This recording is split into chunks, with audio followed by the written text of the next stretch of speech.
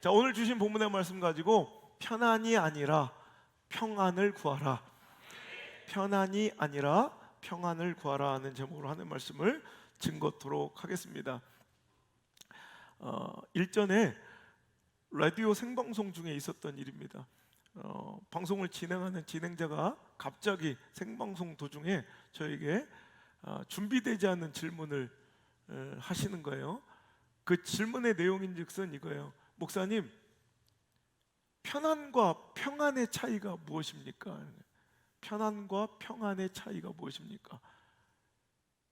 그리고 우리는 무엇을 구하며 살아야 됩니까? 갑작스러운 질문에 제가 갑자기 떠오르는 건 그거였어요. 편안은 한문으로 표현은요, 물론 편안할 편자이지만 그것이 똥오줌 변이에요. 우리 소변 대변할 때 그 변자 있죠? 그게 바로 편할 편자하고 동일해요. 그러니까 똥오줌 변에 편안할 안자, 잘 먹고 잘 사는 거예요. 그러니까 편안은 육체적인 편안, 육체적인 안락, 육체적인 즐거움, 육체적인 행복을 의미할 때 많이 쓰지, 영적이고 심적이고 마음적인 것을 이야기할 때 그 평안함을 편안이라고 사용하지 않아요. 대부분 여러분 편이라는 단어를 써서 얘기할 때는 거의 육체적인 행복이나 육체적인 이런 즐거움, 육체적인 그런 안락함에 대해서 편안을 쓰더라고요. 근데 평안할 때 이 평자는 평평할 평자예요. 그래서 이렇게 생각, 고요한 호숫가에 물이 잔잔하게 풍랑 없이 평온하게 있는 그 호숫가 잔잔한 물결처럼 우리의 심적인 마음이 평안한 것을 평안이라 하는 것 같아요. 그죠? 그래서 우리가 심적이고 영적이고 내면적인 안락함, 안전함을 얘기할 때는 평안이다 쓰고요. 육체적인 이런 안전함이나 즐거움을 얘기할 때는 편안이다 얘기해요. 그래서 우리가 무엇을 지향해야 되는가? 우리는 편안이 아니라 평안을 지향하고 살아가는 사람들이 바로 교회에 모인 성도들인 줄 믿습니다. 그죠? 생각해 보세요. 제가 지향하는 바를 이름에 자기의 가치로 내세우잖아요. 그 제가 이제 요즘 어린 아이들, 우리 교회 깐난쟁이들 막 계속 연달아 태어나니까 이름 짓는 게 일이에요, 아주 요즘에. 근데 제가 항상 부모한테 물어봐요. 어떤 인생을 자녀가 살았으면 좋겠냐고. 그 사람이 추구하고 그 사람이 지향하는 바를 이름에 담으려고 노력을 해요. 그 세상에 요즘에 유행하는 이름들 아니라 그 부모가 기도하고, 그러니까 이름 부를 때마다 그게 기도가 되는 거예요. 그러니까 우리가 이름을 붙인다는 건, 네이밍, 이름을 붙인다는 건 그 사람이 추구하는 바, 그 가치를 드러내는 거예요. 그래서 제가 그 수많은 교회를 매일같이 이어지며 집회를 하지만요, 지금까지 그 수천 개 교회 집회를 다녀보면서 지금까지 단 한 번도 편안 교회는 다녀본 적이 없어요. 여러분 혹시 주변에 교회 이름이 편안 교회 보신 분 없죠? 아파트는 있죠. 이 편안인지 저 편안인지, 하여튼 세상의 집들은요 뭘 추구해요? 편안함.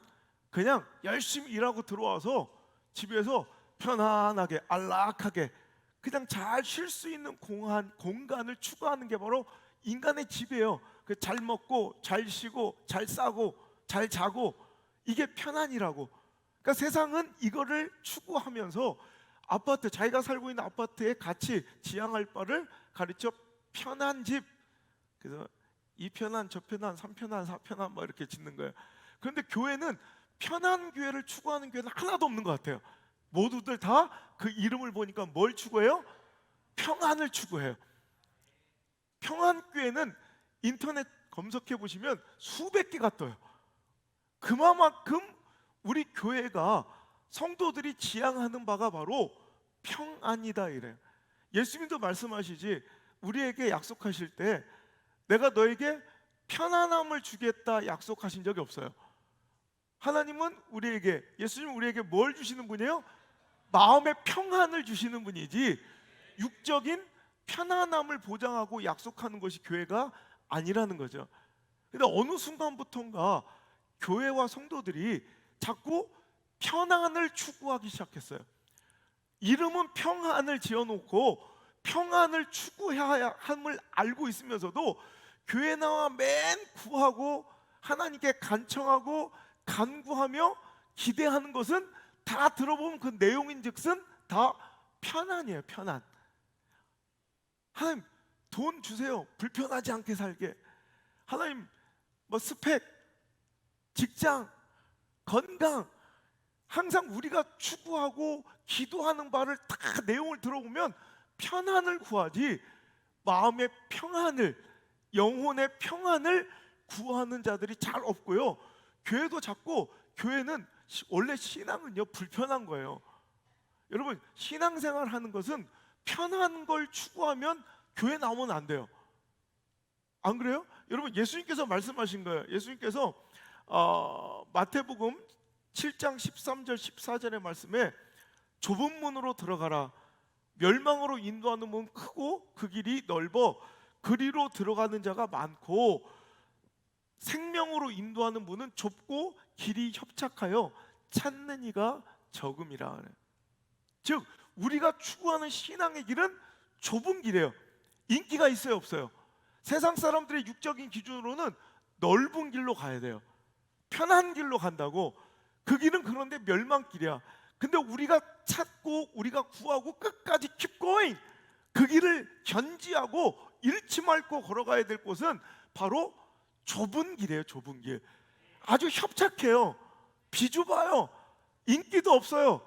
그러니까 여러분 이 자리에 나온 것, 여러분 지금 코로나 전국에 사회적 거리를 두기를 하고 수많은 사람들 만나는 걸 회피하고 이럼에도 불구하고 우리가 이 자리로 달려나와 예배하는 우리 더 갈망 없이 모든 예배자들과 또 오늘도 집에서 또 영상을 통해 예배한 미디어 성전 성도들과 또 CBS 파워 특강 이 모든 시청자들이 구하는 바가 여러분 편안이 아니라 평안이 되길 주 여러분을 축원합니다. 여러분 오늘 여기서 여러분 보세요. 교회 다니면 얼마나 불편해요. 다른 사람들은 휴가 연차 낼 때도 월요일이나 목요일 하나 붙이면 쭉 쉬어가지고 그냥 편안하게 놀러 갈 수도 있어요. 근데 우리는 갔다가도 다시 돌아왔다가 또 나가려면 애매해. 연차도 많이 써야 돼. 여러분 세상 사람들은 주말에 여러분 연차 안 쓰고 골프도 치러 갈 수 있고 여러분 소풍도 가고 꽃구경도 가고 친척 집에 결혼식장도 가고 여러분 주일날 아침 아주 늦잠을 자면서 육적인 피로를 풀면서 편안한 삶을 잘 살 수 있는데 우린 교회 다니는 사람들은 꼭두새벽 주일날 더 바빠. 특히 개척교회는 더 바빠. 미자립교회들은 더 바빠요. 왜? 한 사람이 열일을 해야 돼. 꼭두새벽부터 일어나서 한 사람이 찬양대 해야 되죠. 성가대 하죠. 뭐 식사봉사 뭐 하죠. 교사하죠. 그러면 집에 들어가면 녹초가 돼. 아무것도 하기 싫어. 그죠? 여러분 그러니까 여러분 편안함을 추구하는 사람들은 교회 다니면 안 돼요. 하지만 여러분 오늘 우리가 그 편안을 포기하고 오늘 이곳에 있는 것은 우리는 고통을 느끼지 못하는 종족들이 아니라 불편하고 어려운데도 여기에만 있는 평안이 있는 거로, 정말 여기에만 있는 나의 영혼의 잠잠함이 있는 거로 오늘도 그 맛에 중독돼요. 여러분 여기가 어디, 여러분 보세요. 밀양, 마산, 부산, 전라도 광주에서 여러분 2시간, 3시간을 달려나와 이 예배를 매주 드리는 이유는 이곳에 편안이 있는 것이 아니라 평안함이 있기 때문인 줄 믿으시길 바랍니다. 그런데 교회 와서 아직도 편안을 구하는 자들이 있어요. 여러분 교회는요 힘들고 어렵고 손해보고 때로는 좀 모질고 억울하고 답답하고 오해받고 조롱당하고 여러분 이러기 십상해요. 여러분 그럼에도 불구하고 우리가 먼 길 달려나와 오늘도 주님을 의지하며 우리가 구할 바는 주님께서 우리에게 약속하신 평안함. 여러분 보세요. 오늘날 성도들에게 물어보고 싶어요. 우리 20, 30년 전보다 여러분 편안해지셨습니까? 물어보면 100이면 100 다 예라고 대답할 거예요. 그죠? 여러분 편안함을 기준으로 그렇지 않아요. 우리 여자분들 남자 한 30년 전보다 이런 주부 생활이 가정 가사 일이 또 이러면 또 오해받기 쉽죠. 남자들도 가사 일 해야 돼요. 남자들 목욕탕 청소가, 여러분 빨래나 설거지가, 여러분 20년 30년 전보다 우리의 삶은 편안해졌어요, 안 졌어요? 편안해졌어요. 아니 생각해 보세요. 저는 요즘 오늘 이 설교 준비하다가 생각해 보니까 그 웃음이 막 나오더라고. 오래 살지 않았지만 저도 꽤 살 만큼 살았거든요, 이제.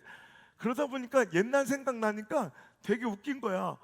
그러니까 그죠? 옛날에 비해서 정말로 너무너무 편해진 세상을 우리가 살고 있더라고요. 옛날에 우리가 어떻게 살았는지, 여러분 우리 핸드폰이 없을 때 우리 어떻게 살았을까 싶어요. 근데 그때도 잘 살았거든. 휴대폰 없을 때 약속 하나 이 펑크가 나면 뭐 어떻게 확인할 법이 없어. 그래서 더 사랑이 깊어졌나 몰라요. 오면 누가 한 명 늦으면, 그러니까 일부러 여자분들은 일부러 그냥 그 사랑을 테스트하러 이렇게 늦게 나오곤 그랬어요. 그래서 극장 앞에서, 서점 앞에서 그냥 무작정 기다리는 거야. 어디쯤 오는지도 몰라요. 올지 안 올지도 몰라요. 그런데도 그냥 기다리면서 확인할 방법이 없어서. 근데 또 그 전에 가보면 그 전화가 있었을 때만 해도 얼마나 편해졌는지. 옛날에는 전화기가 동네에 한 대밖에 없고 막 이럴 때가 있었어요. 그리고 이장님이 방송을 해요. 아무개 집 서울서 전화 왔시오.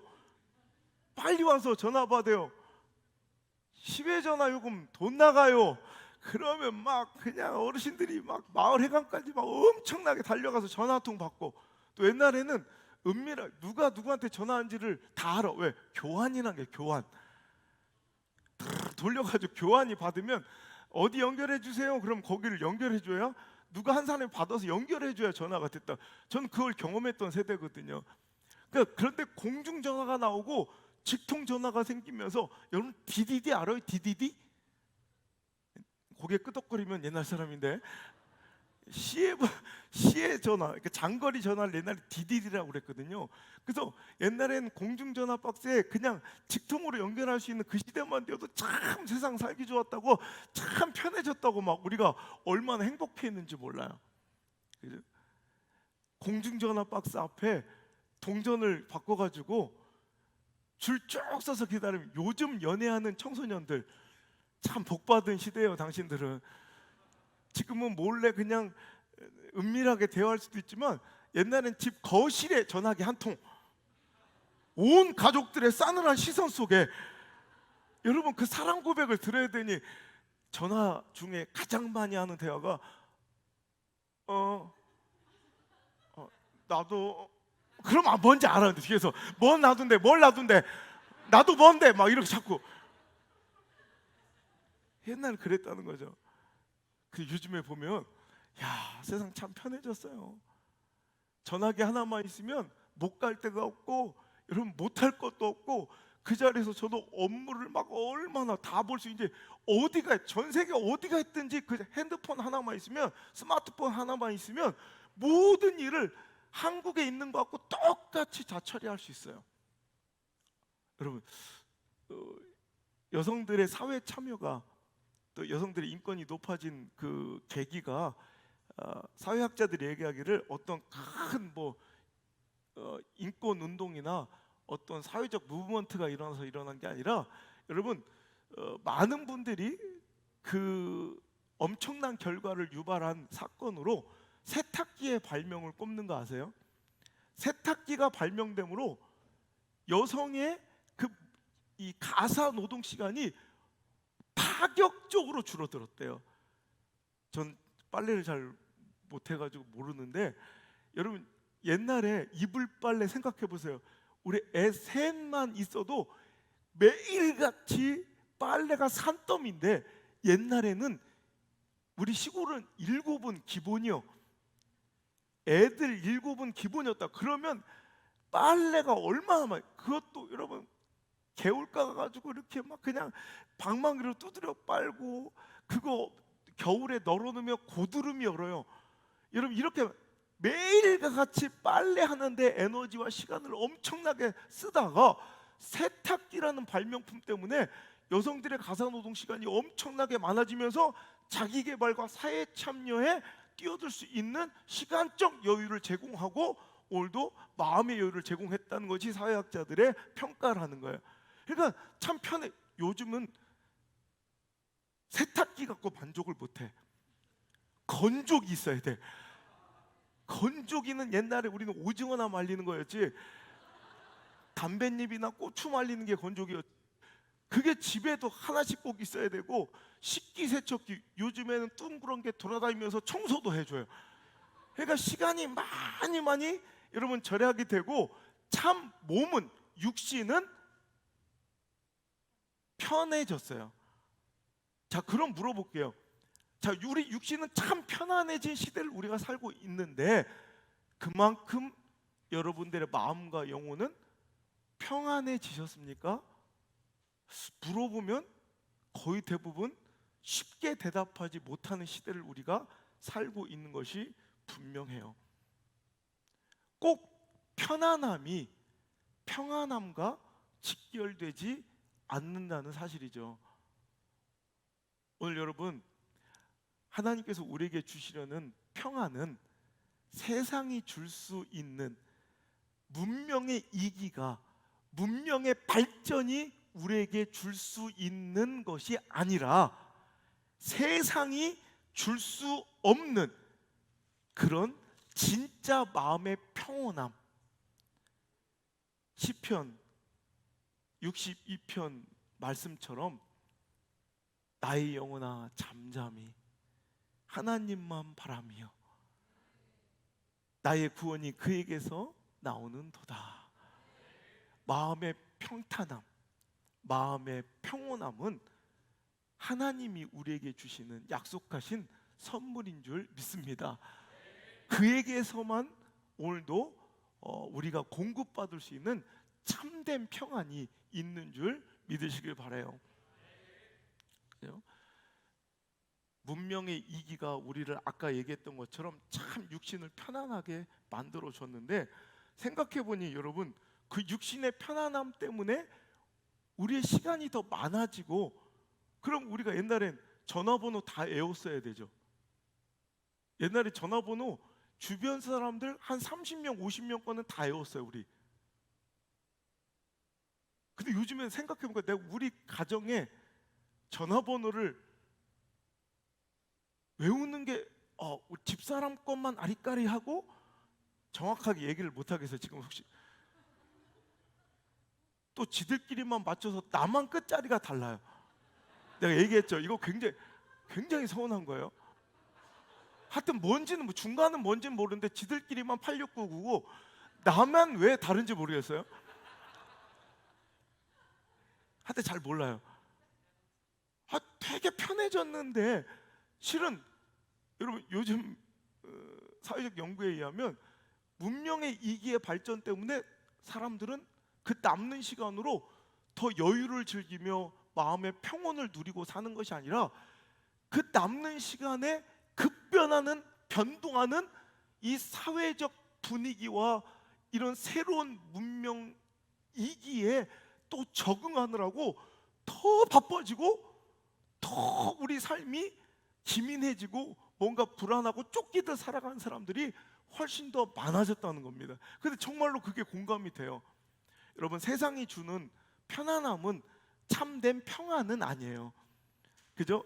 여러분, 문명의 발전, 과학, 제가 얘기했죠. 문명의 위기, 과학과 정치와 물질이 시대를 장악해버리고 그것이 진짜 참된 가치인 양 우리를 속여가고 있는 그 문명의 위기가 교회 안에까지 들어와 있는 것이 정말 시대적 비참한 현실인데, 그러니까 시대는요 다 이것을 위주로, 이것을 중심으로, 이것을 진리로, 이것을 선으로 여기며 살아요. 과학이 진리인 줄 알아요. 정치가 진리인 줄 알아요. 그래서 다수결의 민주적 이런 의사결정이 여러분 최고의 선인 줄 알아요. 근데 생각해 보세요. 제가 정치학을 공부했지만 정치는 어디서 시작되느냐면 불완전함을 인정하는 게 정치의 시작이에요. 그러니까 정치가 있다는 거, 여러분 야당 여당이 있는 것은 불완전하다는 것을 의미하는 거예요. 절대로 완전한 사회 가치를 우리에게 구현시킬 수 있는 정부는 없어요. 그러니까 정치가 필요한 거예요. 왜? 우리가 보세요. 이제는 지금 욕먹고 있는 야당 소망이 없어 보이는데 오늘 뉴스에 보니까 뭐 몇 개월 만에 처음으로 야당이 여당의 지지율을 서울에서 앞선 오늘 여론조사가 오늘 나오더라고. 정말 소망 없어 보였는데 보세요. 절대로 그런 일 없어요. 항상 어떤 정권이든 어떤 보수든 진보든 정권을 잡으면 몇 년 안에 반드시 국민에게 실망을 줘요. 그러니까 정치가 필요한 거예요. 그러면 그 반대, 완벽한 어떤 최선의 결과가 아니라 대안으로, 차선으로 선택하는 게 그 다른 대척점에 있는 정당이고 그런 성향이에요. 그럼 거기가 세워서 또 한동안 또 정치를 해요. 그럼 또 실망감을 또 막 줘요. 그럼 이제 반대편이 한번 또 갖고, 이게 정치예요. 그러니까 정치는 우리에게 완벽함과 완전한 행복과 평안을 줄 수 없다는 아예 전제로 시작하는 거예요. 물질, 여러분 물질이 우리한테 편안함은 줘요.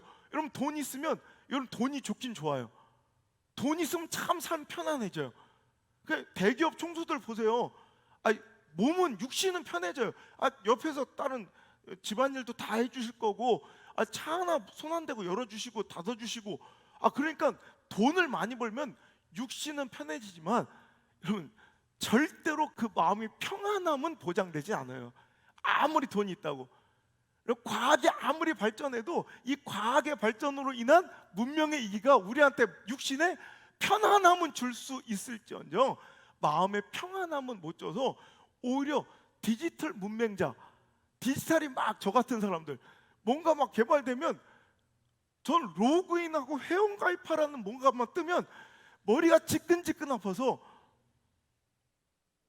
저는 그 수많은 뭐 가격 비교 사이트가 있어도 저는 딱 한 군데에서만 사요.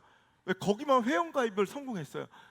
애들이 아빠 이거 사줘 그러면 야 무조건 형 갖고 와. 그래. 여기가 더 비싸. 괜찮아. 난 결제를 못 해요.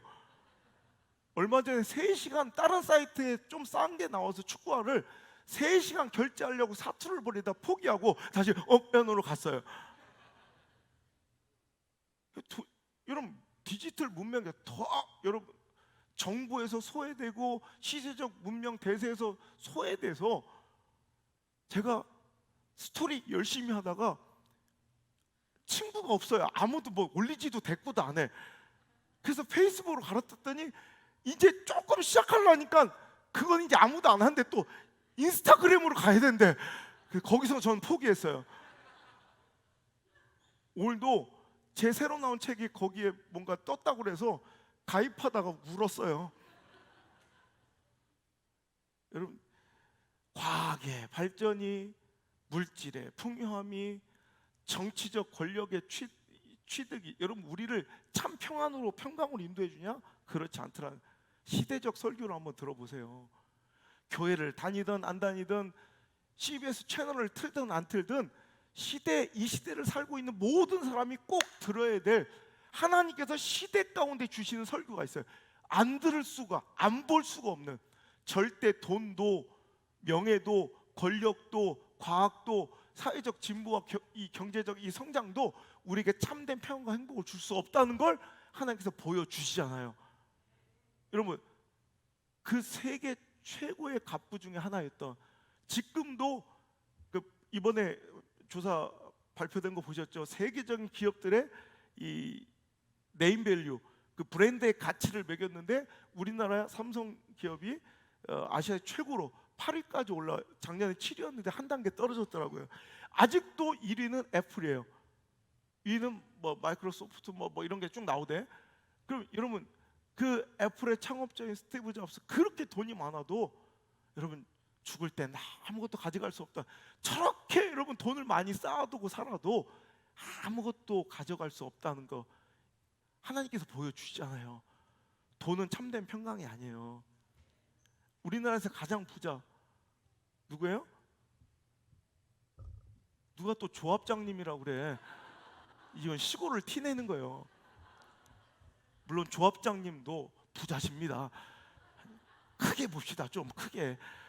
삼성의 이건희 회장님 여러분 얼마나 많은 돈 15조 이상을 갖고 계신데, 근데 지금 이 지병으로 정말 아무것도, 그 돈으로 할 수 있는 편안함을 아무것도 누리지 못하는 거.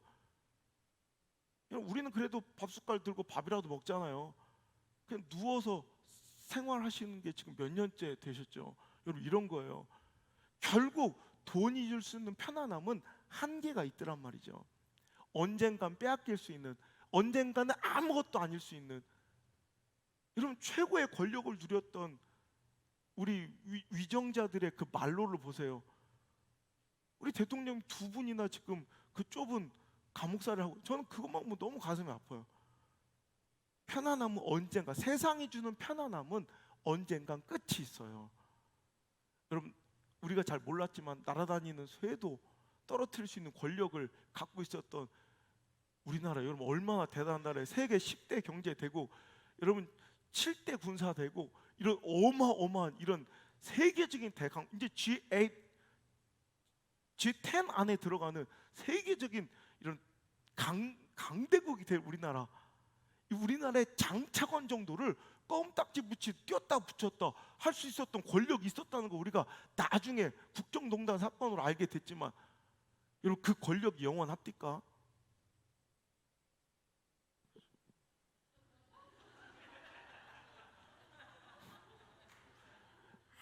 아무것도.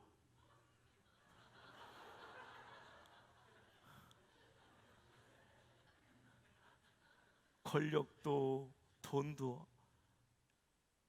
얼마 전에도 우리 굉장히 정치권에 유력한 분이 또 불행한 결말을 또 보잖아요. 차라리 이런 것이 없었다라면 그런 불행한 결말이 오지 않았을 분들이 더 많다는 거죠.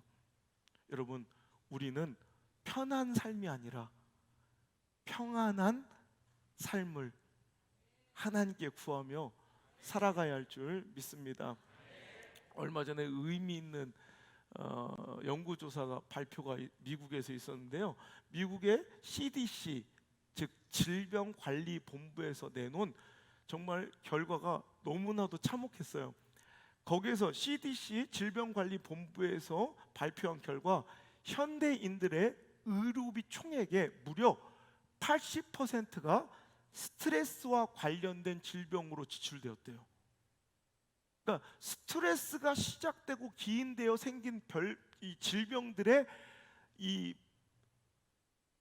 지출된 의료비가 전체 총액의 무려 80%. 어마어마하죠. 그리고 미국인 가운데 무려 98%가 자기는 스트레스 때문에 병에 걸릴 것이다 거의 생각하는 사람들이 거의 다예요. 98%였대요. 그리고 무려 미국인들의 26%, 즉 3분의 1 정도가 심각한 무기력성 불안장애로 1년에 한두 번씩 죽음의 공포, 미칠 듯한 느낌, 감정과 행동의 통제 불능을 경험하고 살아가고 있대요. 이것이 바로 급변하는 시대 상황에 적응하기 위한 스트레스가 유행병처럼 현대인을 괴롭히고 있고, 또한 불안이라는 불확실성에 대한 두려움으로 인한 정신적 장애가 마치 흔한 감기처럼 우리 삶에 영향을 주고 있다는 거예요. 어떤 사람은 성공이라는, 또 어떤 사람은 생존이라는 이 명제 앞에서 삶에 집착하며 미친 듯이 살아가지만 마음의 평안을 오히려 팔아먹고, 자기의 마음의 평안을 대가로 지불해서 오늘도 삶의 편안함을 좀 누리고 있는 것이 우리는 발전이라고 착각해요. 하지만 우리 예수님은 그런 세상이 주는 편안함 진짜 아니야 말씀하시며, 내가 너에게 주는 평안은 세상이 주는 것과 같지 아니하니 수고하고 무거운 모든 짐진 자들은 나에게 와서 좀 그 모든 무거운 짐들을 좀 내려놓고 내 품에서 좀 쉬렴. 밑은 짓이 열심히 살아가는 것이 잘 산다고 착각했지만 남은 것이 무엇인지 보세요. 헛헛함과 사람과 세상에 대한 상처뿐 아닙니까? 세상은 결국 우리한테 끊임없이 자격 미달을 선포하며 이렇게 부속품처럼 미친 듯이 달아 나사 달듯 사용하다 여러분 버리는 게 세상이에요.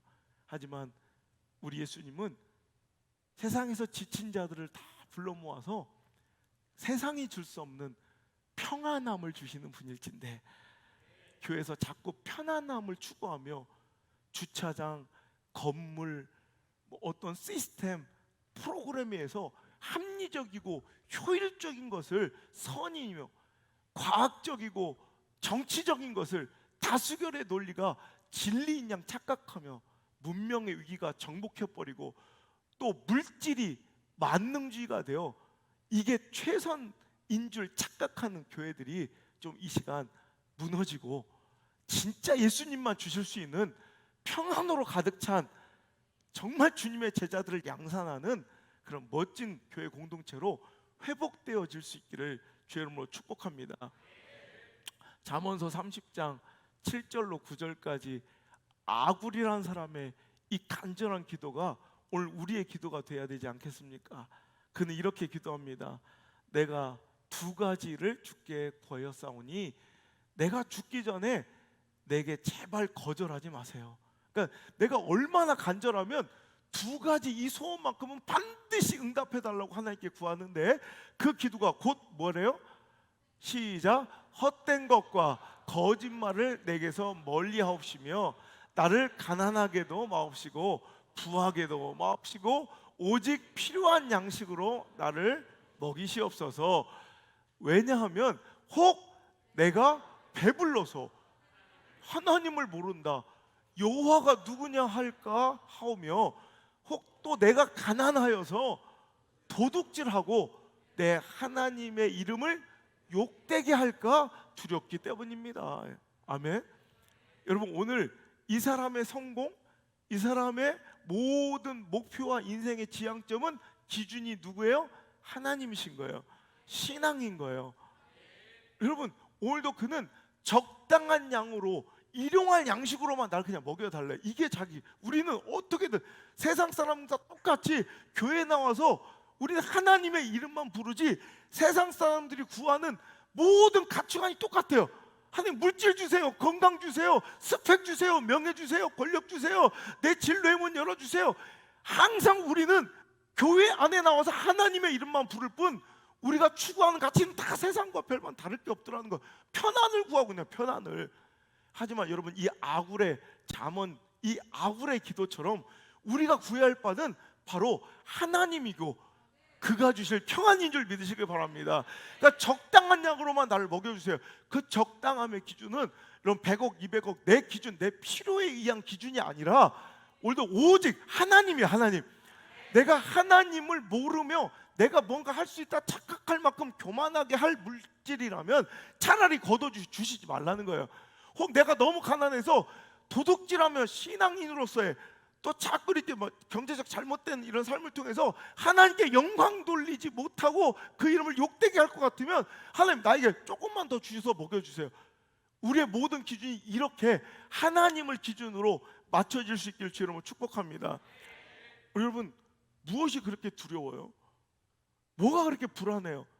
여러분 이 시대는 또 코로나 이 시대 때문에 더 불확실성한 미래 때문에 불안에 아주 찌들어요. 미국의 이 사례나 우리나 별반 차이가 없을 줄 압니다.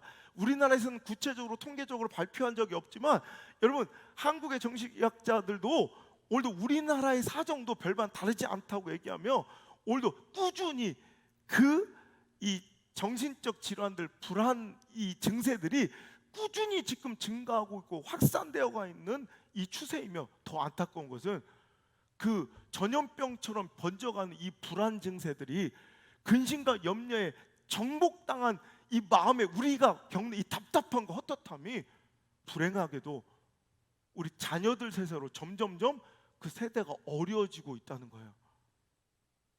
그래서 이 어린아이들 천진난만하게 뛰어놀고 행복하고 해맑은 웃음으로 우리에게 다가와야 될 어린애들이 고민이 많아.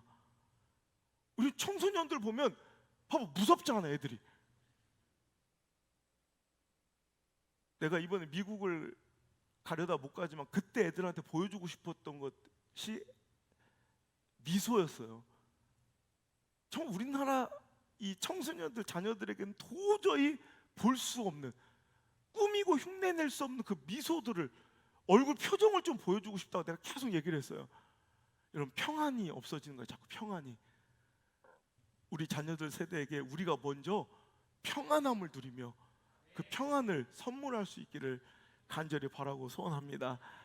그래서 여러분, 두려움, 우리가 물질에 대해서 두려움, 이 물질한테 사로잡혀 사는 거예요. 여러분, 두려움의 그 대상을 보면 두려움의 대상은 곧 나의 신앙, 나의 의지, 나의 신념과 가치관을 대변해요. 그러니까 무엇을 그렇게 불안해하고 전전긍긍하게 하는가 보면 그 사람이 가장 소중하게 생각하는 것들이에요. 여러분, 돈 많은 사람, 기업가들, 미국의 100대 재벌의 가장 큰 고민이 돈 문제인 거 아세요? 우리는 먹고 살 정도만 있으면, 이제 그 정도 100억, 막 1000억만 있으면 우리는 아유, 돈 걱정 없이 살겠네. 그러지만 여러분, 미국의 퍼브스 경제지에서 100대 부자의 고민을 봤더니 10가지 중에 6가지, 즉 60% 이상이 다 돈 걱정이에요. 돈 걱정. 어떻게 하면 세금 줄일까? 어떻게 하면 증여세를 절낼까? 어떻게 이거 투자 금액이 손실되지 않을까? 여러분, 우리는 돈 많으면 1000억, 100억 있으면 돈 걱정 안 하고 살겠다고 돈 좀 달라고 그러잖아요. 돈이 많아지니까 오히려 돈 걱정을 더 하게 돼요. 여러분, 우리의 두려움의 대상은, 바로 우리의 불안함의 대상은 내가 가장 신뢰하고 의지하고 있는 대상과 일치해요. 여러분, 오늘 여러분 뭐가 그렇게 불안해요? 뭐가 그렇게 걱정해요? 그게 바로 당신의 신앙이에요. 정말 아프고 찔리지만 이거 꼭 기억하셔야 돼요. 당신이 그렇게 불안하고 두려워하는 그것이 실은 당신의 신앙이라고. 어떤 사람은 자식, 어떤 사람은 물질, 어떤 사람은 사회적 자기를 향한 시선, 평가, 자존심. 여러분, 결국 보면 그것이 나의 신앙과 나의 의지가 되어 내 삶을 끌고 온 원동일 수 있어요. 이제는 하나님을 의지하셔야 돼요. 두려움의 대상을 보면 그가 사랑하는 것이 드러나니 오늘도 하나님을 더 사랑하고, 아굴처럼 자기는 돈이 10억 있으면 되냐, 1000만 원 있으면 되냐, 이런 게 아니에요. 오직 하나님이 기준이 돼요. 하나님을 기준으로 삼고 살아가는, 하나님이 가장 소중한 인생, 그가 바로 호숫가 물결 잔잔한 나의 영혼이 잠잠한 하나님만 바라보는 멋진 평안함의 주인공이 될 수 있을 줄 믿습니다. 우리 안나가 지금 이렇게 많이 컸지만요, 옛날에 어렸을 때 같이 이렇게 영화를 하나, 드라마를 이렇게 보고 있는데 그 내용 중에 이런 거예요. 아주 연쇄 납치범이 아주 예쁜 여자들을 다 납치해서 이 감옥 같은 데 하나씩 방에 가두고 자기가 뭐 원하는 대로 뭐 드레스를 이렇게 입혀놓고 아주 막 흉측한 가면을 쓰고 살인마가 와가지고 그 인형처럼 사육을 하는 그런 이건 무서운 장면이 나왔어요. 그래가지고 그 여자들을 자기가 원하는 모습으로 탁 해서 웨딩드레스를 입혀놓고 감옥마다 가둬놓고 방마다 가둬놓고 막 너무 무섭고 잔인한 모습으로 막 나와서 그 사람들 납치하는데, 그럼 딱 그 웨딩드레스 잘 어울리게 하루에 밥을 한 끼만 주면서 다 가둬놓은 거예요. 그러면서 살인마가 딱 나타나는데 내가 무서워. 난 그 살인마의 그 미소와 막 그 흉측한 가명이 너무 무서웠어요. 근데 안나가 동시에 근데 난 살인마 때문에 놀랐는데 우리 안나는 어머, 어떻게 사람이 한 끼만 먹어?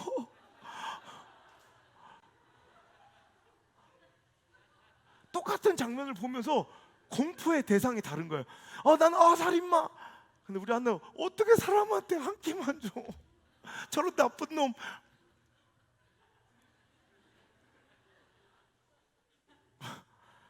무엇이 두렵습니까? 그게 당신이 의지하고 사랑하는 가치일 수 있다는 거야. 자, 오늘 이제 우리가 평안을 구해야 될 텐데, 그럼 어떻게 하면 우리가 평안의 삶을 살 수 있을까? 오늘 본문의 말씀을 다시 한번 읽어볼까요? 자, 시작. 평안을 너에게 끼치노니 곧 나의 평안을 너에게 주노라. 주는 것 같지 아니하니라. 너희는 마음에 근심하지도 말고 두려워하지도 말라. 아멘. 그러니까 평안이 우리 삶에 오려면은 뭐 하지 말아야 돼? 근심하거나 세상 사람처럼 두려워하지 않아야 돼요. 이건 열심히 산다고 근심과 두려워, 돈 때문에 근심하고 두려우면 열심히 더 돈 벌러 가면, 여러분 그게 내 마음에 돈 걱정과 근심을 없애주는 게 아니라니까. 지난주에 제가 한 분을 만났는데, 우리 지금 CBS 파워특강 우리 가족들 중에도 그런 분이 있을까요? 하나님을 떠나 살다가, 그러니까 결혼할 때 믿지 않는 주변의 반대를 그렇게 무릅쓰고 자기는 마음에, 제 설교를 들으면서 이제 깨달았는데 마음에 교만함이 있었대. 내가 저 사람 전도하고 선교한다는 마음으로 주변에서 다 말리고, 목사님도 말리고 부모들 다 말리는데도 자기가 자신 있다고 이렇게 결혼을 했다는 거예요. 그때부터 이제 신앙이 점점점 사라져서 이제 하나님을 완전히 떠나서 살다가 우연히 이 CBS 파워특강을 보고 말씀에 은혜를 받아서, 그리고 좀 막 자기가 회복이 되어가지고 찾아오신 분이 있어요. 그래서 그가 고백하시는데 그러더라고. 자기가 정말 세상에서 열심히 살았대요. 열심히 살고 열심히 막 그냥 이 세상에서 기죽지 않고 세상에서 꿀리지 않으려고 정말 열심히 뛰었는데 계속 마음은 불안하고 정말 근심이 더 쌓여가더라는 거야. 근데 이제 말씀을 통해 들리기 시작하고 하나님의 음성, 여러분도 오늘 그 음성을 들으셔야 돼요. 여러분, 하나님께 여러분을 불러 모으셔서 또 여러분에게 이 영상을 통해 말씀하시고 싶은 그 하나님의 음성과 당신의 하나님의 약속을 꼭 들으시길 주의 이름으로 축원합니다. 내가 너에게 평안을 줄 것이야. 세상이 주는 편안이 아니라 너에게 평안을 줄 것이라 약속하시는 그분의 음성과 그 약속을 꼭 듣고 돌아가시길 주의 이름으로 축원합니다. 그분이 그 음성을 말씀 속에 들으시고 이 방송을 통해 들으시고 완전히 회복되어 우리 울산까지 내려오셔서 지난주에 예배를 드리고 하시며 눈물을 펑펑 흘리고 이렇게 고백을 하시더라고. 그래서 제가 이 방송 사역에 대해서 더 이제 애정을 갖게 되고 더 책임감을 갖게 되었어요. 여러분들 CBS 파워 특강 위해서 더 기도해 주시고 우리 더욱더 여러분 관심과 애정과 사랑을 여러분 꼭 더해 주시고 전해 주시기를 간절히 소망합니다. 우리가 마음의 근심과 두려움은 열심히 산다고 해결되는 게 아니에요. 근심하지 말고 두려워하지 말라. 그럼 가장 좋은 방법은 뭐냐면 하나님께서 우리에게 근심할 거리, 걱정거리, 두려워할 대상을 하나도 안 주시고 이제부터 하나님 만나고 예수 믿는 그 순간부터 꽃길만을 걸어서 소풍 가듯 피크닉 가듯 인생을 살다 천국 가면 가장 좋아요. 그런데 그런 인생은 있다 없다? 이게 정답이에요. 나만 그런 게 아니라 모든 인류 가운데 천지창조일의 지금까지 단 한 사람도 꽃길만 걸어서 인생의 행복과 두려워할 것과 근심할 것, 걱정할 것 하나도 없이 살아간 인생들은 없다는 거예요. 없다는 거. 그런데 왜 그런 것을, 그런 상황과 처지를 소멸하여 주시고 제거해 주시지 아니하고 우리에게 근심하지 말라, 걱정하지 말라 하시는가? 그럼 이 근심과 걱정과 두려움을 떨칠 수 있는, 버릴 수 있는 방법은 무엇인가? 첫 번째, 주님이 나와 함께 하신다는 확신을 갖는 거예요. 주님이 나와 함께 계심을 믿는 거예요. 체험하는 거예요. 주님이 나와 함께 하심을 믿고 확신하며, 여러분 주님이 나와 함께 계심을 오늘 체험하는 사람은 어떤 상황, 처지, 형편 가운데서도 두려움과 근심과 걱정이 사라지게 되는 줄 믿으시기 바랍니다. 두려워하지 말라, 놀라지 말라 하셨어요. 근심하지도 말고 마음에 두려워하지도 말라. 근데 이사야서 말씀해 보시니까, 자, 제가 가장 좋아하는 때 인생 말씀이에요. 이사야서 41장 10절의 말씀 한번 읽어보겠습니다. 시작. 두려워하지 말라, 내가 너와 함께함이라. 놀라지 말라, 나는 내 하나님이 됨이라. 내가 너를 굳세게 하리라. 참으로 너를 도와주리라. 참으로 나의 의로운 오른손으로 너를 붙들리라. 아멘. 두려워하지 말래요. 왜? 내가 너와 함께 할 테니 두려워하지 말래요. 놀라지 말래요. 나는 너의 하나님이 되어줄 테니 놀라지 말래요. 그러니까 우리가 근심하지도 두려워하지도 않을 수 있는 방법은 바로 하나님이 나와 함께 계심을 믿고 확신하고 체험하고 경험하는 인생은 절대 어떤 상황에도 매몰되거나 그 슬픔과 염려와 두려움에 빠져 살지 않게 되는 줄 믿습니다. 43장 이사야서 43장 1절 2절 시작. 야곱아 너를 창조하신 여호와께서 지금 이스라엘아 너를 지으신 이가 말씀하시느니라. 너는 두려워하지 말라. 내가 너를 구속하였고 내가 너를 지명하여 불렀나니 너는 내 것이라. 아멘. 또 보세요. 하나님께서 약속하시는 거예요. 야곱아, 하나님 백성들을 부르실 때 오늘도 내가 너를 구원하였고 구속하였. 야, 내가 누군지 몰라? 내가 너를 구원한 하나님이야. 내가 너를 창조하는 하나님이야. 내가 너를 만들었다니. 그리고 오늘 말씀하시기를 내가 너를 지명하여 불렀나니. 오늘 여러분 이 자리에 내가 결단하고 스스로 나온 것 같지만 절대로 이 자리에 있는 것은 우연도 아니고 내 노력도 아니고 내 의지도 아닌 줄 믿으시길 바라요. 하나님께서 딱 지명해서 부른 거예요. 너다, 내 따라 와라. 오늘도 여러분 이 말씀이 들려지고 이 방송을 보게 된 것도 절대 우연이 아니에요. 하나님 지명해서 이 앞에 부르신 거예요. 당신을 그 영상 앞에, TV 앞에 두시고 당신을 그 스마트폰 앞에 두시고 그 영상을 당신에게 보여주신 거예요. 그러면서 말씀하시는 거예요. 너는 내 것이라. 소유물이 된다는 거예요. 하나님의 소유가 된다는 거. 여러분 하나님의 소유, 이 폰은 제 거예요. 제 소유예요.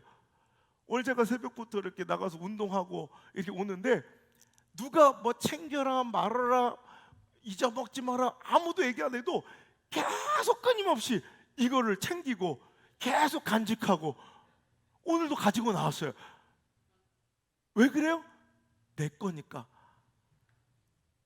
똑같이 옆에 일수백 같은 심수영 집사님의 백이 옆에 있는데 난 거들떠보지도 않아요.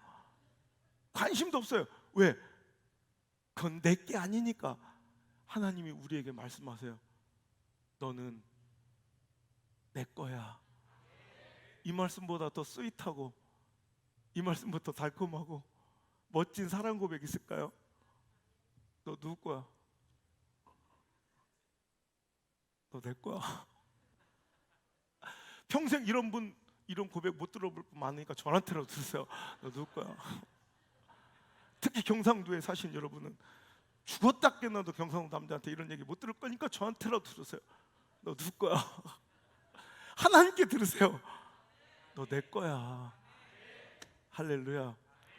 소유물이 되면 그분이 챙기세요. 일전에도 그런 얘기 했던 적 있는 것 같아.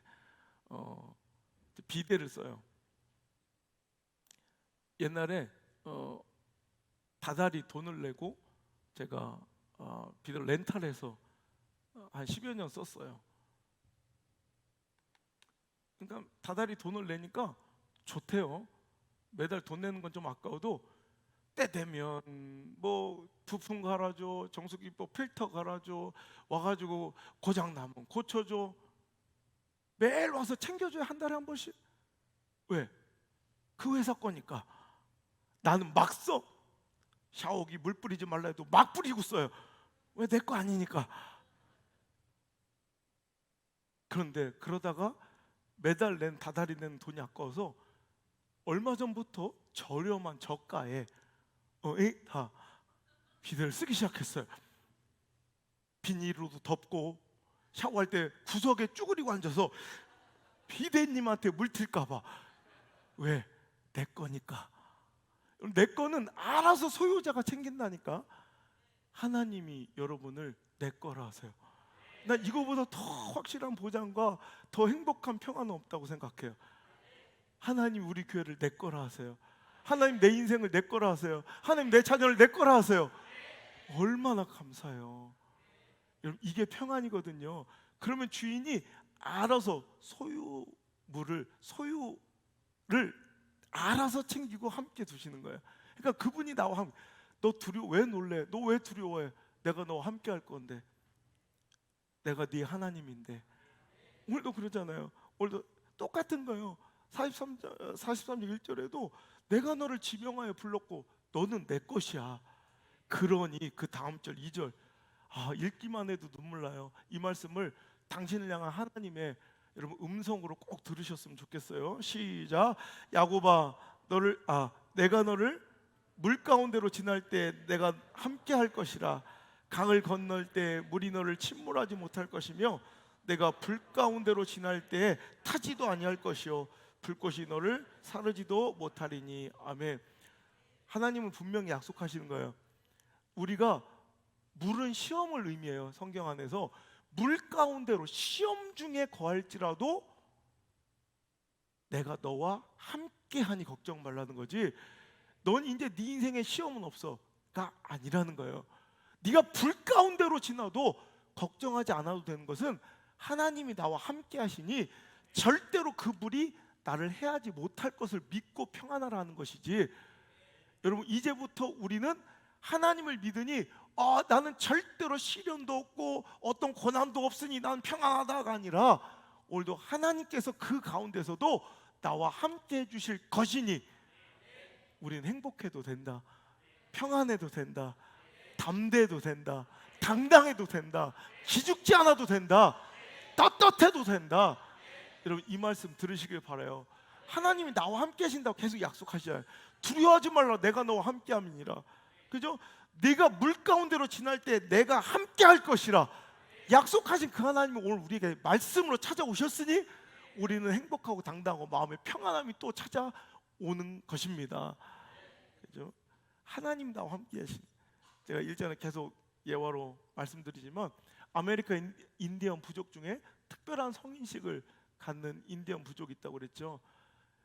성인 나이가 되면 성인식을 치러야 되는데 이제 14살 이상이 된 이 남자 아이들은 아버지와 함께 늑대가 나오는 그런 숲으로 들어가서 밤새워 그 숲속에서 하룻밤을 홀로 그 밤을 지새우면 성년이 되는 거예요. 그게 성인식이에요. 그 어린 아이는 아직은 어른이 될 준비가 되지 않은, 아직은 두렵고 떨리는 게 더 많은, 아직은 겁약한 어린이의 모습이 더 많은 그 어린 아들은 아버지에게 통사정을 합니다. 그 캄캄한 어두운 숲속에서 아버지에게 매달려 막 눈물을 터뜨려도 아버지는 냉정하게 그 아들을 버려두고 돌아섭니다. 아무리 울부짖어도 냉정에 돌아선 그 아버지의 뒷모습은 점점 사라져가고 결국 어둠 속에 없어져 버려요. 아무리 울부짖고 아무리 아버지에게 애타게 청해도 그 아버지는 돌아오지 않는다는 것을 깨닫게 된 이 어린아이는 그때부터 자기 자신을 지키기 위해서 밤새도록 막대기를 들고 막 그냥 그 들짐승들이 뛰어나오면 어떡하나 전전긍긍하며 그냥 마음의 불안함을 이기며 공포를 이기며 막 엉엉 울면서 밤을 지새웁니다. 어스름하게 동이 트오는 그 새벽에 와, 이제 하루를 지새웠다, 하루를 내가 견뎌내었다, 나도 이제 어른이 되었구나 라고 생각하려는 그 즈음에 날이 밝아지자 떠난 줄만 알았던, 나를 버려두고 그 무서운 숲속에 남아 혼자 홀로 두고 떠난 줄 알았던 그 아버지가 실은 나를 떠나지 아니하고 그 먼 발치에서 혹시 나에게 뛰어들지 모르는 그 늑대나 들짐승들에게 나를 보호하려고 활을 겨눈 채로, 얼마나 그 활시를 땡긴 채로 긴장하며 그 아들을 지켰는지 손에서는 그 활시 때문에 피가 뚝뚝뚝 떨어지는데도 그 아버지는 그 아들을 주변을 경계하는 그 활시를 놓지 못한 채 밤을 지새워 피를 흘리며 자기를 지켜주고 있는 아버지를 보게 되는 거예요. 그가 홀로 그 두려운 밤을 견뎌내었기 때문에 당당한 어른이 되는 것이 아니라 그때 비로소 깨닫는 거예요. 아무리 세상 사람들 등 돌리고 어떤 세상 속의 세파의 어려움이 찾아와도 저분만큼은 늘 나와 함께 해주시겠구나, 늘 내 곁에 계셔서 나와 함께하는 그 아버지의 존재로 그는 인생을 당당하게 살 수 있는, 그래서 그가 아버지가 되어 또 그 아들을 지킬 때까지 그는 그렇게 당당함으로 어른스럽게 살 수가 있다는 거죠. 우리 삶도 마찬가지일 줄 믿습니다. 우리가 비로소 언제 영적인 성인이 되고 신앙의 어른이 되느냐? 내가 그 숱한 고비와 어려움, 인생의 파고를 다 타넘고 우리가 흡족할 인생의 결과물을 내오는, 나 이제 이쯤 되면 이제 당당한 신앙이지, 이래서 영적 성숙이 일어나는 것이 아니라 보게 되는 거예요. 만나게 되는 거예요. 광야 속에 홀로 버려진 줄 알았던 내 인생이었는데 그분은 한 번도 나를 떠난 적이 없는, 나를 위해 자신의 피를 흘리면서까지도 나를 지키시고 나를 향해 그 불꽃 같은 눈을 한 번도 떼지 않으신 그분의 존재를 경험하고 믿고 확신하고 신앙 가운데, 말씀 가운데, 예배 가운데 체험하게 될 때, 그때 우리에게 찾아오는 그 당당함과 평안함이 진짜인 줄 믿으시기 바랍니다. 하나님이 나와 함께 하신다는 그 확신, 그게 있어야 우리의 마음이 진정한 평안이 오는 거죠. 여러분, 세상이 주는 것들로 우리는 진정한 두려움과 염려와 근심에서 자유한 해방된 인생을 살 수 없다는 거죠. 시편 27편 1절 2절의 말씀에 여호와께서 집을 세우시지 아니하시면 세우는 자의 수고가 헛되어 여호와께서 성을 지키시지 아니하시면 파수꾼의 깨어있음이 헛되도다. 너희가 일찍 일어나고 늦게 누우며 수고의 떡을 먹으며 헛되도다. 그러므로 여호와께서 그의 사랑하는 자에게는 잠을 주신도다. 어떤 사람에게 평안함이 와요? 어떤 사람이 안락하게 잠을 주며 마음의 평온함으로 살아가요? 자기가 자기 인생 잘 경험하며 아침 일찍 일어나서 밤 늦게까지 수고하고 정말 미친 듯이 살아가는 사람이 되는, 똑똑하고 자기 잘난 척하면서 자기 인생을 스스로 경영한 자가 아니라 여호와께 내 인생의 경영을 맡긴 자들, 그 사람이 진짜 누리는 게 인생의 진짜 참된 평안인 줄 믿습니다. 그래서 잠언서 10장 22절에 여호와께서 주시는 복은 사람을 부하게 하고 근심을 겸하여 주시지 아니하시니라. 오늘 여러분에게 어떤 축복이 왔는데 그것 때문에 근심이 겸하여 온다면 하나님 주신 거 아니에요. 오늘도 하나님 주시는 복은 뭔가 어떤 상황, 처지, 형편 속에도 담대하고 당당하고 뭔가 그 걱정이 없어. 보면 주변 사람들이 걱정을 해 더.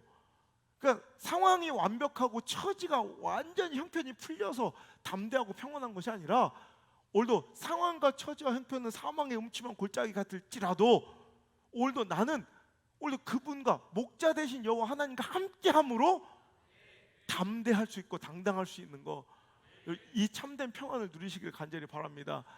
당신의 인생엔 아버지 하나님이 함께 계십니까? 주님이 함께 계십니까? 그게 평안이에요.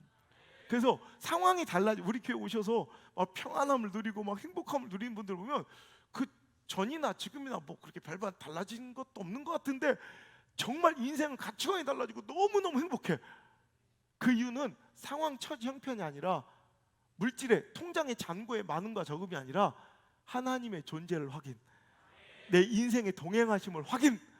그 순간 그는 그 전쟁터 같은 정말 풍랑의 파고가 높은 그 풍랑 속 격동하는 폭풍숲 같았던 여러분의 삶이 오늘도 평온한 소풍길처럼, 행복한 실개천처럼, 쉴만한 물가처럼 변하게 될 수 있다는 거죠. 한 목사님이 옛날에 우리나라도 그랬지만 교회는 있는데 목회자가 적어서 순회 설교자들이 있었을 시기에 미국에서 있었던 일입니다. 그래서 한 목사님이 교회 여러 군데를 섬겨야 되는, 그러니까 주일날에도 이렇게 몇 군데 예배를 섬기고 혹은 여기서 예배를 드리고 또 가가지고 다음날 또 예배를 드리고 이렇게 말씀을 전해줘야 되는 그런 순회 설교자 한 목사님의 이야기인데, 한 마을에서 말씀을 전하고 그 다음 마을 교회로 가서 말씀을 전해야 되는데 주변 사람들의 만류에도 그냥 밤에 그 산고개를 넘기로 결심을 한 거예요. 그래야 그 다음날 그 다른 교회 성도들에게도 말씀을 전할 수 있으니까 주변 사람들의 만류에도 그 한밤중에 이제 그 산을 넘게 되는 그 산 중앙에 공동묘지가 있는 거예요. 그 뭔가 으스스하고 음산해서 그 밤 12시가 된 그 시간에 그 하필 공동묘지를 지나게 된 그 목사님은 목사님이지만 좀 이렇게 오싹하고 무서운 건 어쩔 수 없잖아요. 그래서 그 공동묘지를 이렇게 지나가고 있는데 그 공동묘지 한복판에서 어디선가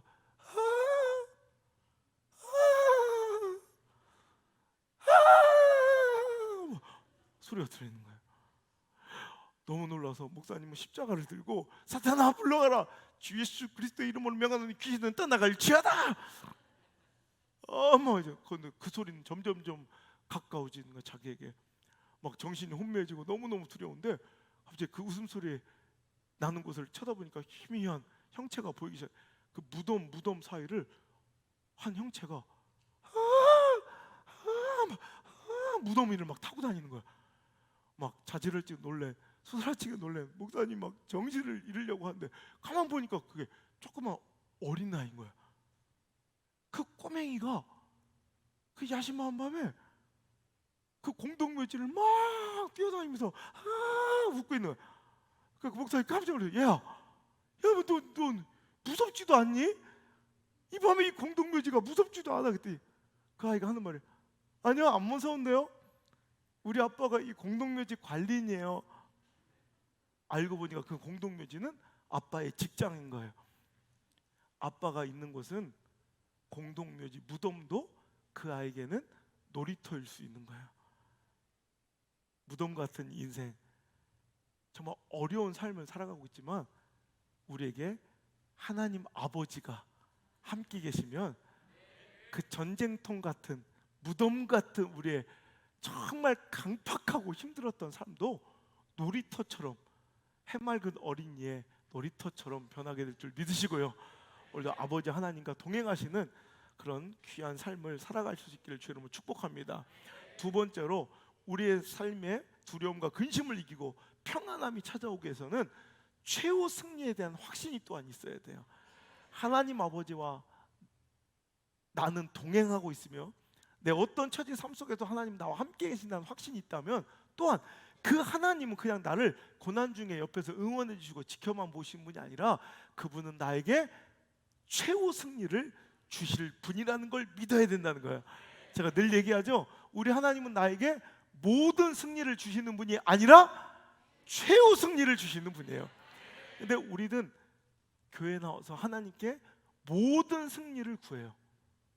편안함, 이게 모든 승리가 삶 속에서 건강도 완벽해야 되고, 물질도 완벽해야 되고, 사회적 신분과 명성도 완벽해야 되고, 이게 모든 승리, 내 인생의 편안함을 구하고 있지만, 여러분, 하나님은 우리에게 모든 승리를 약속하신 분이 아니에요.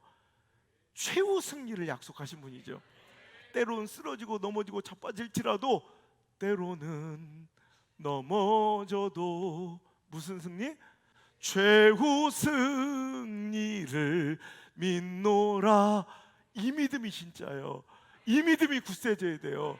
우리는 모든 승리, 난 예수님 믿고 하나님 믿고 교회 다니기 시작했으니 자식도 잘 되고 물질도 잘 되고 건강도 잘 되고 모든 것이 잘 될 거라는 이런 생각에서 빠져나와야 돼요. 하나님 우리에게 모든 승리를 주시는 분이 아니라 힘들고 어려운 처지 속에 살아가고 있지만, 아까도 얘기했죠, 사망의 음침한 골짜기 같은 삶을 내가 살아가고 있을지라도 하나님은 나에게 결국에는, 목자 되신 그 하나님은 최후 승리를 주실 것임을 믿고 확신하여 그 사망의 음침한 골짜기를 버티는 거예요. 알지 못해요. 목자의 크신 계획을 양은 다 알 수도 없어요. 크신 계획 알 수도 없고 작은 고난에 나는 지쳐가요. 하지만 믿는 거예요. 그 목자 여호와께서는, 나의 목자 여호와께서는 사망의 음침한 골짜기로 나를 이끌어 가고 계시지만 그 결론은, 그 끝은 분명히 푸른 초장일 걸 믿는 거예요. 맑은 평안한 시냇 물가일 걸 믿고 가는 거지. 그래서 행복한 거지. 그래서 평안한 거지.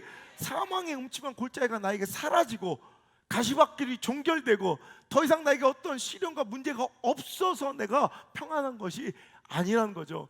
오늘 여러분, 우리도 똑같이 여러분 마음의 불편함과 때로는 오해와 물질적 손해와 여러분 건강의 이름과 사랑하는 사람의 또 이름, 또 시련, 수많은 상처들이 있어요. 오늘도 광야에 내동댕이 칠 것 같은 외로움도 있을 것이고, 여러분, 하지만 우리 믿어야 돼요. 지금은 내가 참혹하게 진 것처럼 보여도 이게 끝이 아니란 걸 믿어야 돼요. 하나님께서 나를 인도하셔서 더 좋은 푸른 초장, 더 맑은 시냇물가로 나를 인도하실 거라는 그 믿음이 시련 중에도 있어야 되고, 실패 중에도 있어야 되고, 이별 중에도 있어야 되고, 여러분 하물며 죽음 앞에서도 있어야 돼요. 우린 천국 소망이 있어서 결국에는 우리는 최후 승리, 영원한 생명이 우리에게 보장되었다는 것을 믿고, 사람들이 볼 때는 곡하고 정말 사람들이 볼 때는 애통해야 될 그 자리에서도 우리는 행복하게 웃으며 그날을 기대할 수 있는 믿음, 이 진짜 믿음이 저 여러분에게 소유될 수 있기를 간절히 바랍니다. 그래야 두려움이 쫓아지고, 그래야 근심과 걱정이 나에게서 사라지게 될 것이기 때문이에요. 오늘도 사랑하는 성도 여러분, 평안하십니까? 우리 하나님 우리 함께 계시고, 여러분 예수님이 주무시고 계신데 풍랑을 만난 제자들이 예수님이 계시지 않아서 불안하고 죽을 것 같이 고민하는 것이 아니라 주님이 계심을 인지하지 못하면 죽을 것 같은 거예요. 오늘도 우리 삶에 예수님이 계십니다. 하나님이 이미 계십니다. 이 말씀 통해 정신 바짝 차려서, 눈이 번쩍 뜨여서, 귀가 번쩍 열려서 하나님의 음성이 들리시고, 나와 함께 계신 예수님이 보이시고, 또한 천국 소망 바라보시고 최후 승리 바라보셔서 오늘도 결국 이길 것을 믿고 다시 한번 keep going, 그 절망의 밑자락에서 일어나 한 걸음 한 걸음 또 걸어갈 수 있는 저 여러분 되시기를 주의 이름으로 축복합니다. 오늘 이 시간 찬양할 때 하나님께서 우리에게 주신 이 약속을 믿었으면 좋겠어요. 요한복음 16장 32절 33절 우리 함께 크게 읽겠습니다. 자, 시작. 너희가 각각 제 곳으로 흩어지고 나를 혼자 둘 때가 오나니 벌써 왔도다. 그러나 내가 혼자 있는 것이 아니라 아버지께서 나와 함께 계시느니라. 이것을 너에게 이르는 것은 너희로 내 안에서 평안을 누리게 하려 함이라. 세상에서는 너희가 환난을 당하나 담대하라. 내가 세상을 이기었노라. 아멘. 아멘. 여러분 이것입니다. 여러분 우리가 환난이 없는 것이 아니라 오늘도 우리는 세상 속에서 환난을 당해요. 고난을 당해요. 핍박을 당해요. 여러분 억울함을 당해요. 하지만 우리는 기대하시고 믿으셔야 돼요. 지금은 내가 세상에서 환난을 당하나 결국에는 이기었노라 외칠 수 있는 그날이 올 수 있음을 믿으시길 바랍니다. 최후 승리를 믿어야 돼요. 인생은 꽃길을 걸어가는 것이 아니라 피크닉 길이 아니라 소풍길 아니라 오늘도 넘어지고 자빠지고 실망하는 너덜너덜해진 인생 속에서도 결국 승리할 건데 뭐, 결국 이김을 주실 건데 뭐, 억울함과 답답함 풀릴 건데 뭐. 여러분 하나님의 은혜로 또다시 일어나서 환난을 이겨야 합니다. 절대로 세상이 우리를 공격하고 오늘도 불신앙이 우리를 공격하고 억압하는 시대가 없었던 때가 없어요. 하지만 결국 하나님은 이기셨습니다. 교회는 승리합니다. 믿음은 승리합니다. 성도는 이깁니다. 한 번도 교회와 성도와 믿음이 진 적이 없음을 믿으시고 그 결과는 나에게도 예외가 아님을 믿으셔야 합니다. 그래서 오늘도 여러분 두려워할 것은 상황의 열악함, 처지의 곤란함, 형편의 형편없음이 아니라 내 삶에 주님이 계시지 않음, 그게 진짜 불행한 거고 그게 진짜 두려워야 될 거예요.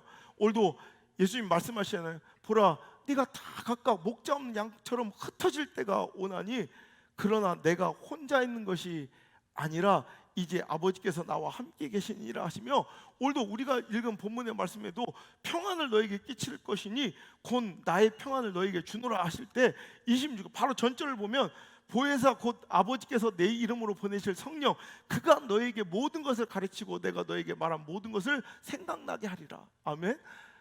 성령이 우리에게 찾아오시면 여러분 고아처럼 가부처럼 우리를 그 근심과 광야 속에 그냥 내버려 두지 아니하시고 슬픔 한복판에 우리를 홀로 던져주신 것처럼 보이지만 절대 그렇지 않아요. 우리를 고아처럼 버리지 않으세요.